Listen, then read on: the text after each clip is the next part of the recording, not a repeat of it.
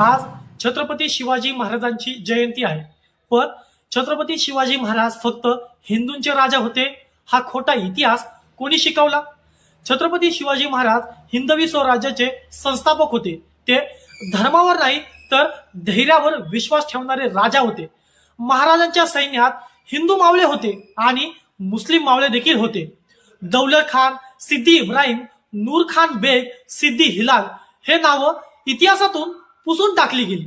छत्रपती शिवाजी महाराजांनी कधीही मशिदी तोडल्या नाहीत. स्त्रियांचा अपमान देखील केला नाही. धर्माच्या नावावर रक्त सांडलं नाही. महाराजांच्या स्वराज्याचा मंत्र एकच होता, राज्य हे धर्मावर नाही तर न्यायावर चालतं. आज काही लोक छत्रपती शिवाजी महाराजांचं नाव घेऊन आपलं राजकारण साध्य करतात. पण छत्रपती शिवाजी महाराजांनी कधीही द्वेष पसरवला नाही. खरा शिवभक्त तोच असतो जो जाती धर्माच्या पलीकडे जाऊन स्वराज्याची मूल्य जपतो. जय भवानी, जय शिवाजी. छत्रपती शिवाजी महाराज जयंतीच्या सर्वांना हार्दिक शुभेच्छा.